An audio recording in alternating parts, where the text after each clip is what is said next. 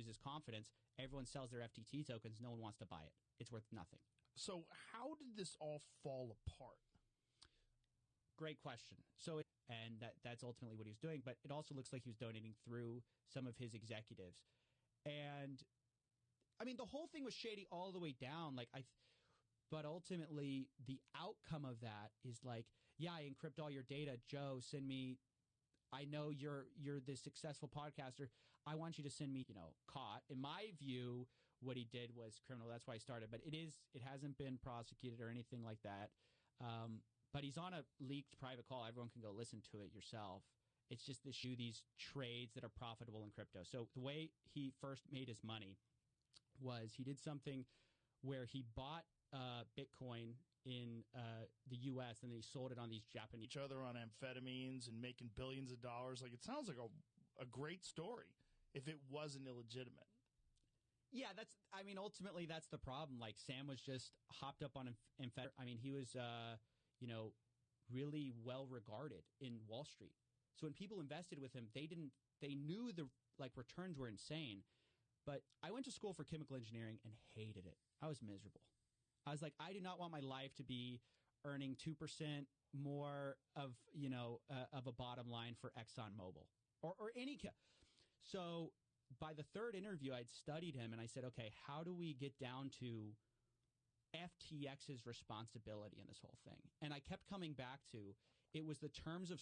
So they were paying everybody to promote this FTX crypto exchange. And the idea is this is the next big thing, right?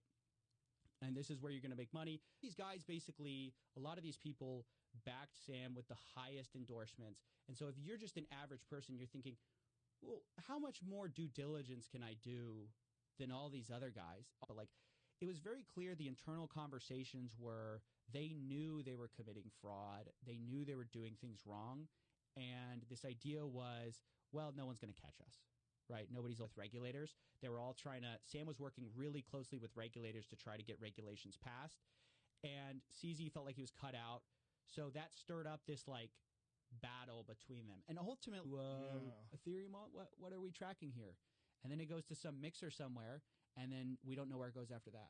So when Sam Bankman-Fried was working with what he said in one of the interviews, he goes, no one believes me when I said I donated dark because no one believes anyone would be everyone wants the credit for donating.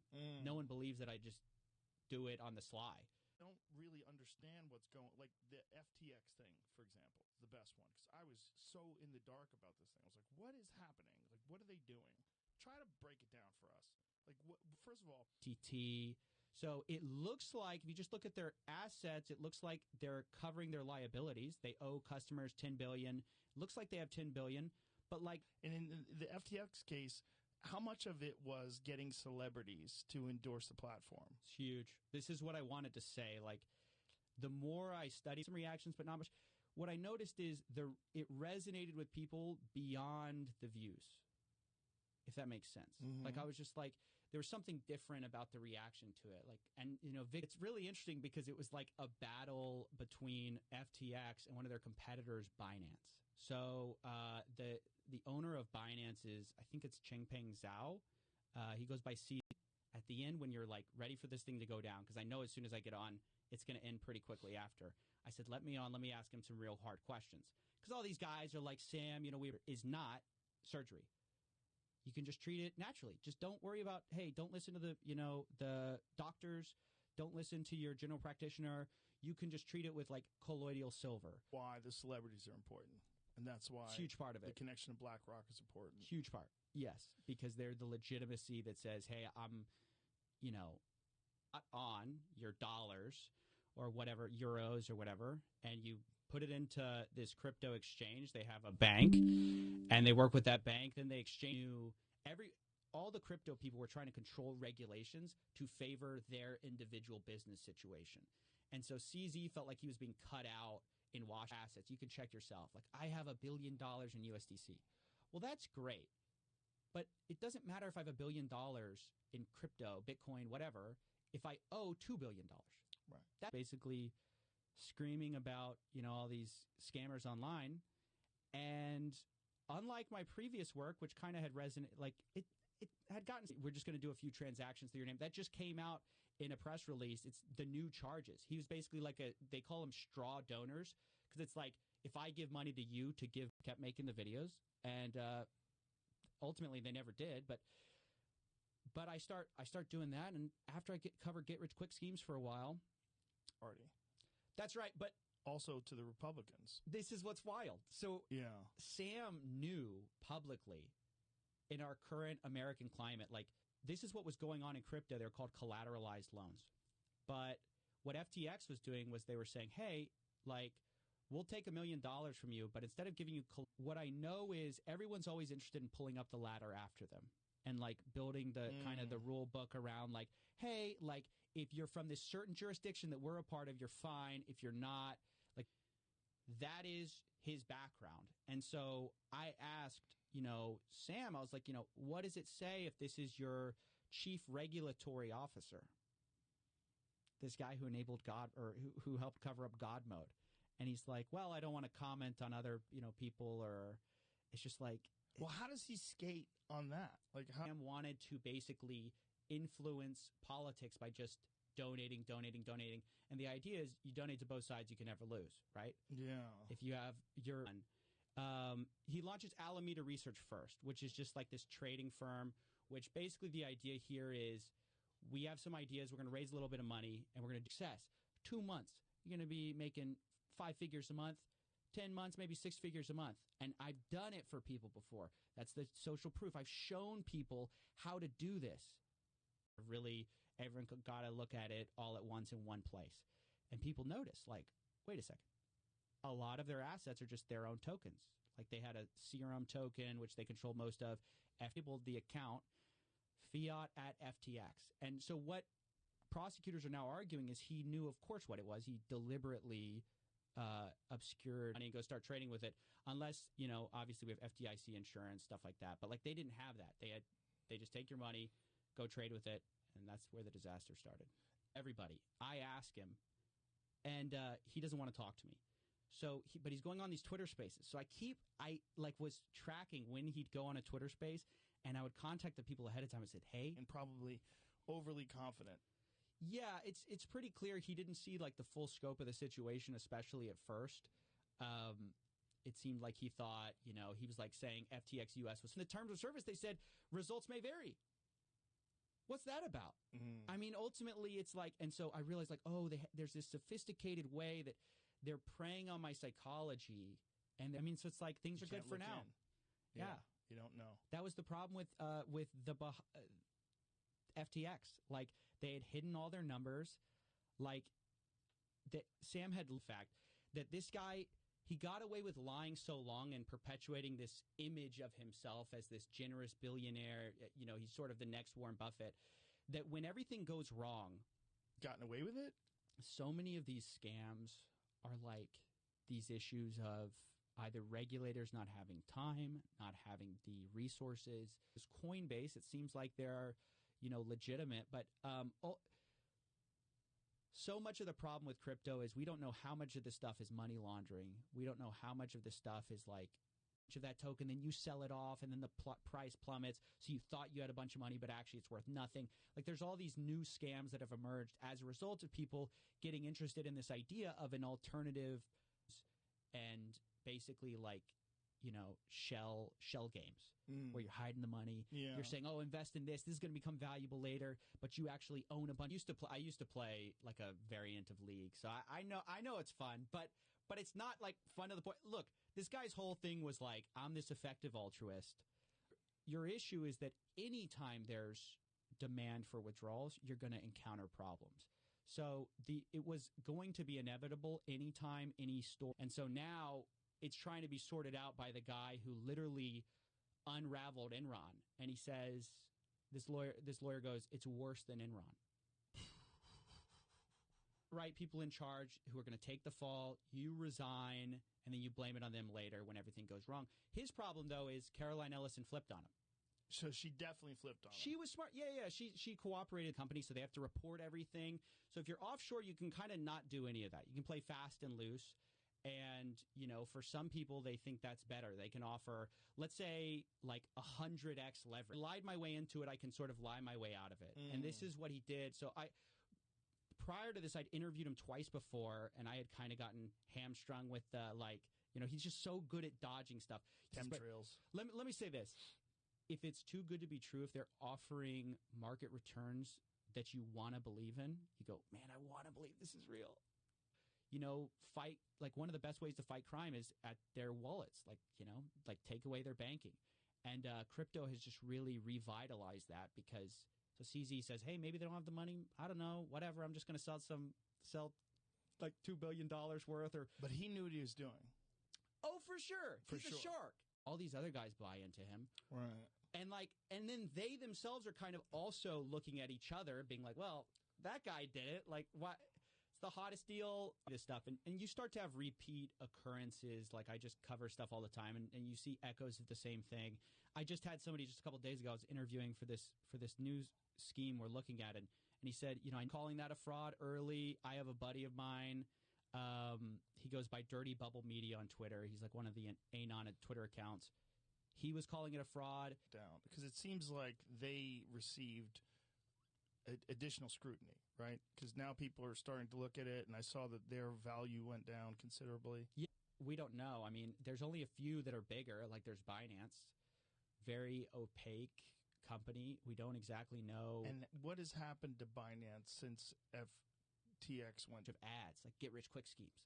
Like you've got a bunch of people, flexing in their Lamborghinis, telling you, they're like 25 years old, telling you want to get rich by 25 or 22. I'll show you. I made $1 million something. Because I was just like, why does this make some people tens of millions of dollars and nothing happens? Why? I didn't really know what I was looking at the time. Then I go to college and all my friends get an MLMs, multi-level marketing, sort of like just like hey, you're going to get rich.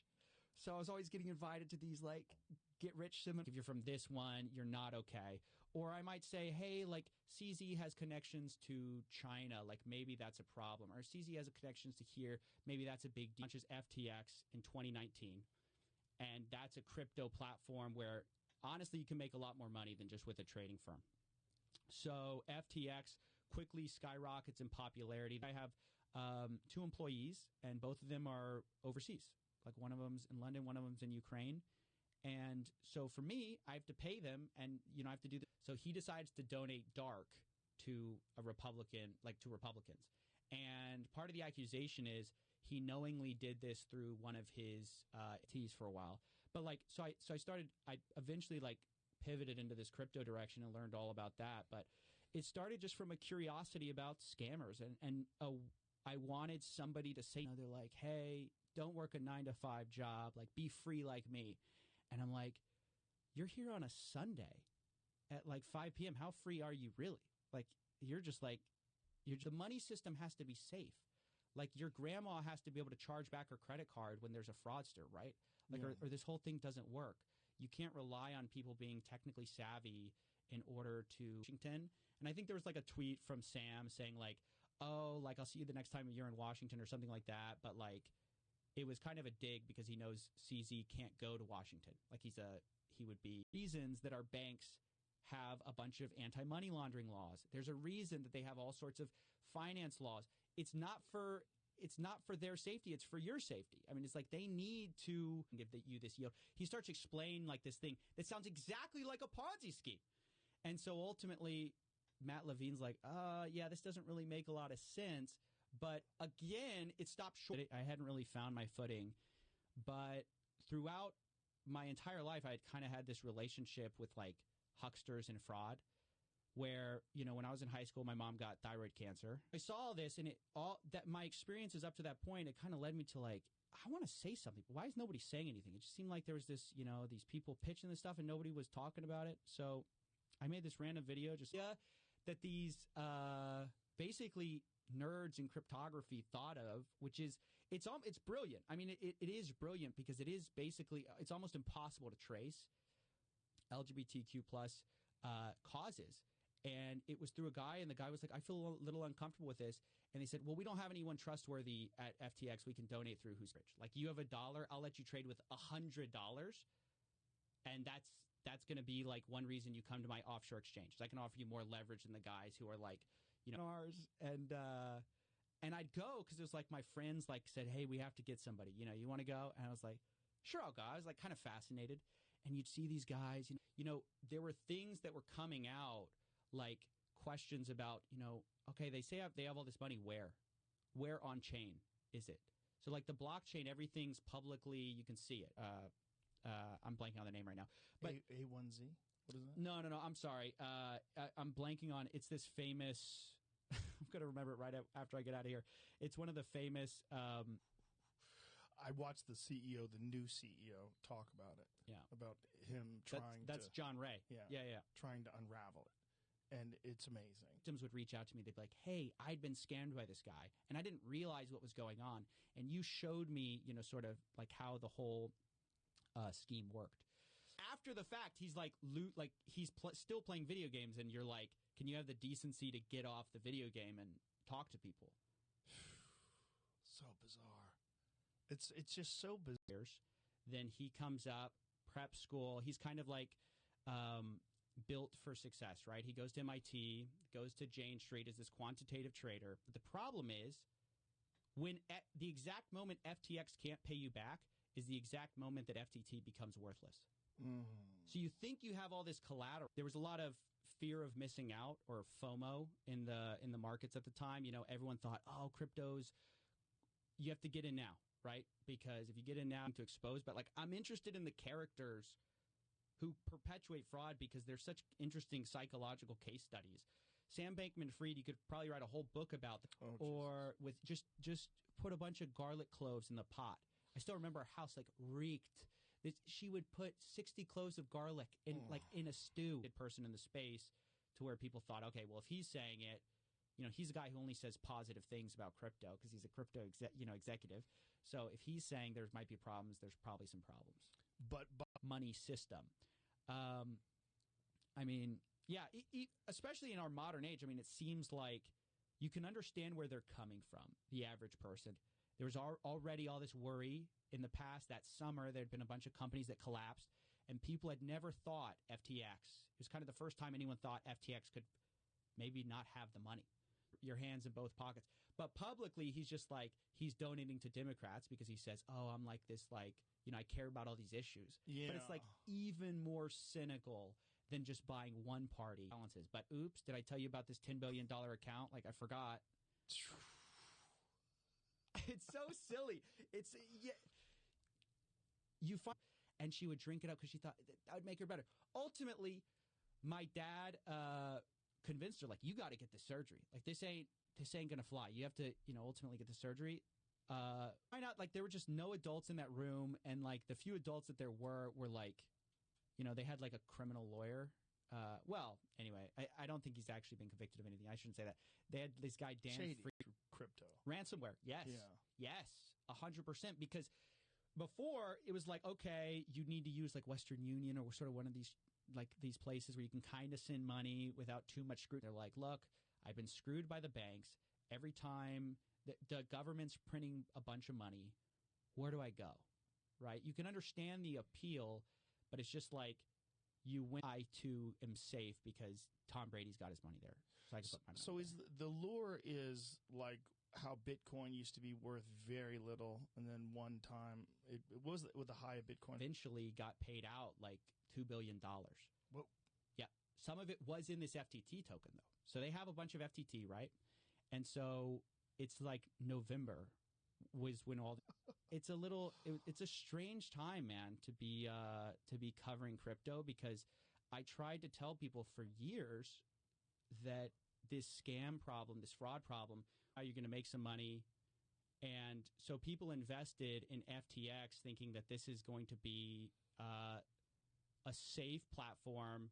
This kid is smarter than everyone else. He's very treatable kind of cancer, and she's fine. But at the time I watched her as she's like, gets this diagnosis, gets swept up with all these hucksters who are telling her that the way to treat thyroid cancer. And a lot of ums and ahs, and you just kept on him.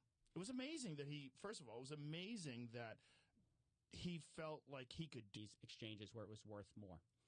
So he was arbitraging this difference in prices. And then after he made his money that way, he really taken that. I mean, maybe some of them were taking it seriously, but not enough. So if FTX didn't encourage regulation and CZ didn't get upset at that, and it's like sort of what's left after the guy who kind of was spearheading this bill like was a fraud. It's kind of tough. I was actually randomly which thankfully she did, and she's fine now. She takes medication to replace the hormones her thyroid would generate. But I saw my mom kind of get swept in this thing that I knew was nonsense. And that video has aged so well because it's like people are like, oh, it was all true. But people were outright calling it a fraud. Like Mark Cohodes, he's a famous short seller. He was like, the house always wins, right? So when FTX was taking off, it just seemed like everyone who was someone was backing him. So then it was okay. And then I think a lot of these people deferred. Now I can just send you $100K. It's going to take me 5 minutes. So that's why when people kidnap people's data and things along those lines, they'd like to get paid. Not having sort of like, it's maybe not big enough. They're good people, a lot of the people going after these guys, but it's like trying to catch everyone who's speeding. That's the issue. Was FTX's problem was not CZ. Ultimately, he's kind of the guy who pushed over the house made touch your money. Obviously, that was the whole point. It's like, you deposit with us, we're not going to do anything with your money. It's your money. It's like a deposit. It's almost like a bank. Like you deposit with a bank. Your bank isn't supposed to go ahead and take your money because every day it's getting less valuable. So the question is, what do you do if you're in that country making money? If you want, the person's not named in the report who is donating to Democrats. We know the one donating to Republicans was Ryan Salami, but that person eventually located out in the Bahamas, which is a great place to put your. Why do they do it in the Bahamas? Because it's unregulated. So the problem with doing stuff in the United States, they have to say what they have, where they're putting their money. They're subject to more regulation about how they take care of customer deposits. One of the big things with FTX was they told people, hey, you put your money with us, we're not going to touch it, we're not going to move it. That's what FTX initially. He thought he was going to be able to figure out a way to pull all the company's assets together and I think make everybody sound and repay everyone. And from the arms of one huckster to another, it's almost to something worse. So we were warning people, hey, this is probably insolvent, get your money out. But CZ ultimately was the big, he was the most notorious and well-respected money. Well, how can you view this as a battle? But he viewed it as we're sparring partners. And you won this round or you won the war. Because he thinks this is going to go on forever. Analogy for losing your house. What's funny? Yeah. I mean, good Lord. The idea of these mixers was you'd anonymize your transactions. So let's say, and then you'll launch your own token that people can invest in, sort of like they're investing almost in your crypto exchange. And so that was actually one of the ways that FTX. And why is so much of your balance sheet made up of your own tokens? It's a big question. So one of the things that FTX had done, and a lot of companies were doing at the time, it wasn't a scam. I've said this before because I root for nerds to be that successful that you're just completely living outside the norms of society, just fucking really going to sell most of our FTT that we got from that deal, and we're going to sell it. We don't know what's going on there. And all of a sudden, it starts this firestorm because people are like, "Yeah, Elizabeth Warren wrote a letter to them. They're being looked at much more closely." I mean, ultimately, all of these things are so opaque in the sense that nobody knew what was going on behind the scenes. So even though they said we're not going to touch your money, as soon as you deposited Bitcoin, I mean, I talked to some of the insiders at Alameda. They said they had this backdoor smart thing, which is something like this happens, you shut up. You don't say anything. Right. And then you point at your boss. I mean, that's basically what they did. Oof. Which they for sure did stuff wrong too. They kind of shut down. Myself and some other people were saying, we think they're insolvent. Because we had taken a look at their numbers, and we said, there's no way they have the money for this. They don't have the token. You think you have this backstop, because on the books it's worth, X dollars. Let's say it's like worth $5 a coin. But what you're not realizing is the real risk is when FTX can't pay you back, they probably can't pay anyone back. A1Z, A16Z. It was one of those, Sequoia or A16Z. One of them wrote this glowing review of Sam, basically saying he's going to be one of the first trillionaires. So all the abilities, it's hard to know. So people really just take you at face value, and they have to trust that, like, oh, other people are invested, so I guess I'll jump in too. And that's is he on Twitter? I probably butchered his name, but he was actually originally sort of an ally of Sam. So he invested in FTX early on, put $100 million in, and you can take that money and you can send it to what's called a mixer, which is this like fancy language for a way to like anonymize your transaction. Like you put it, Tom Brady backs him. Well, Tom Brady's got to have some guys who are looking into this. And then it's like, well, BlackRock backed him. Well, BlackRock definitely has some guys who looked into it. Right. It's Sequoia Capital. They said he was service that said, you cannot move, like when I deposit with you, you're not going to touch my money. And I said, Sam, if that's true, where's the money of all these people? Lateral like dollars or like some asset. We'll give you FTT tokens, which is their own invented coin. And that should have value if anything goes wrong. And people were accepting that as value. Money to a politician on my behalf, you're a straw donor. You're not really a donor. So Alameda was using customer funds to pay off politicians in order to try to get favorable riv of was going on. Now he's still like trying to say he did nothing wrong. He maintains he's innocent. And right now, actually, the big like kind of scash, they've recently been shut down. But the idea was just the idea of putting your money into tornado cash. Yeah, it's wild. Is there a better views about what? Like you didn't start doing this. You started doing just like a normal interview show? I was just doing a normal interview show with a few of my buddies and all these other wallets that it's impossible to know which of those new wallets my dollar's from.